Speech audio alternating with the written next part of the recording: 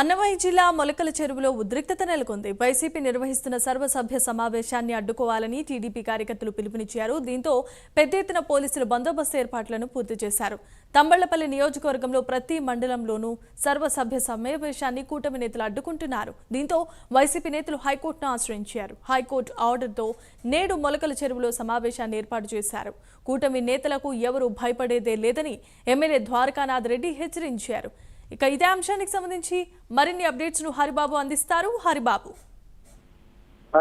ఏదైతే గత వైసీపీ ప్రభుత్వ హయాంలో ఏదైతే మా చంద్రబాబు నాయుడు జలవనరుల సమీక్ష పేరుతోటి చిత్తూరు జిల్లా పర్యటన కావట్లేదు. ఆ సమయంలోనే చంద్రబాబు పర్యటనని అధికార పార్టీకి చెందినటువంటి నాయకుల కార్యకర్తలు అడ్డుకుని పెద్ద ఎత్తున గొడవలు కూడా చెలరయ్యి దాదాపు వందలాది మంది తెలుగుదేశం పార్టీ కార్యకర్తల నాయకుల మీద కేసులు పెట్టి జైలు పంపించడం జరిగింది.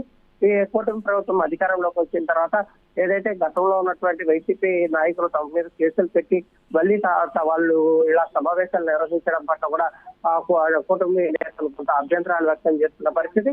మండల పరిషత్ సమావేశాలను కూడా అడ్డుకుంటామని చెప్పని ఇప్పటికే తెలుగుదేశం పార్టీ కూటమి ప్రభుత్వ నాయకులు చెప్తున్న పరిస్థితుల్లో వైసీపీ నాయకులు మాత్రం హైకోర్టుకు వెళ్లి సర్వసభ్య సమావేశాల నిర్వహణ కోసం నిన్నటి ఆర్డర్ కూడా తీసుకోవడం జరిగింది. అయితే సర్వసభ్య సమావేశాన్ని నిర్వహిస్తే అడ్డుకొని తీరుతామంటూ తెలుగుదేశం శ్రేణులు ప్రకటించడంతో ప్రస్తుతం ఏదైతే తంబలపల్లి నియోజకవర్గంలో కొంత గందరగోళ వాతావరణం నెలకొంది.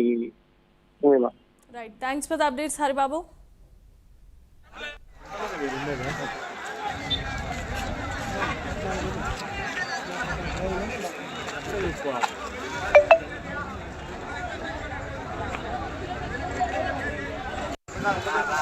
वही बोलते